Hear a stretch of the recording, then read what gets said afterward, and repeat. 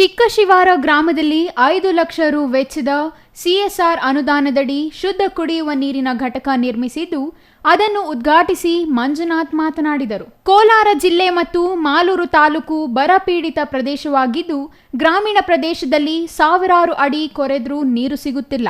ಸಿಗುತ್ತಿರುವ ನೀರು ವಿಷಪೂರಿತ ಫ್ಲೋರೈಡ್ನಿಂದ ಕೂಡಿದ್ದು, ವಿಷಪೂರಿತ ಫ್ಲೋರೈಡ್ ನೀರು ಸೇವನೆಯಿಂದ ಅನಾರೋಗ್ಯಕ್ಕೆ ತುತ್ತಾಗಿರುವ ಹಿನ್ನೆಲೆಯಲ್ಲಿ ಪ್ರತಿಯೊಬ್ಬರೂ ಶುದ್ಧ ಕುಡಿಯುವ ನೀರು ಸೇವಿಸಿ ಆರೋಗ್ಯದಿಂದ ಇರಬೇಕೆಂಬ ಉದ್ದೇಶದಿಂದ ಗ್ರಾಮೀಣ ಪ್ರದೇಶದ ಬಡವರಿಗೆ ಶುದ್ಧ ಕುಡಿಯುವ ನೀರು ಸೇವಿಸುವ ಭಾಗ್ಯ ಕಲ್ಪಿಸಿಕೊಟ್ಟಿದ್ದಾರೆ ಎಂದರು.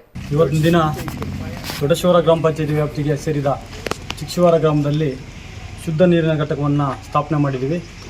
ಈ ಶುದ್ಧ ನೀರಿನ ಘಟಕಕ್ಕೆ ಪ್ರಾಯೋಜಕರಾದಂತಹ ಎಕ್ಸ್ಎನ್ ಮೊಬೈಲು ಮತ್ತು ಬೇಸನ್ ಕಂಪ್ನಿಯವರು ಮತ್ತು ಉನ್ನತಿ ಫೌಂಡೇಶನ್ ಕಥೆಯಿಂದ ಈ ಮಾಲೂರು ತಾಲೂಕಲ್ಲಿ ಸುಮಾರು ಒಂದು 18ರಿಂದ 20 ಶುದ್ಧ ನೀರಿನ ಘಟಕಗಳನ್ನು ಸ್ಥಾಪನೆ ಮಾಡಿದ್ದಾರೆ.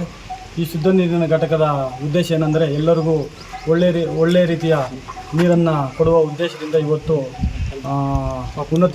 ಉನ್ನತಿ ಫೌಂಡೇಶನ್ ಕಡೆಯಿಂದ ಬಂದಂತಹ ಗೋಪಿನಾಥ್ ಸರ್ ಅವರು ಮತ್ತು ಬೋಸನ್ ಕಂಪ್ನಿಯಿಂದ ಬಂದಂತಹ ಕಿಶೋರ್ ಸರು ಮತ್ತು ಎಕ್ಸ್ಎನ್ ಮೊಬೈಲ್ ದೇವಿಕಾ ಸಿಂಗ್ ಇವರ ಸಹಭಾಗಿತ್ವದಲ್ಲಿ ಪ್ರತಿಯೊಂದು ಹಳ್ಳಿಗೂ ಒಂದು ಶುದ್ಧ ನೀರಿನ ಘಟಕವನ್ನು ಸ್ಥಾಪನೆ ಮಾಡಿಕೊಟ್ಟಿದ್ದಾರೆ.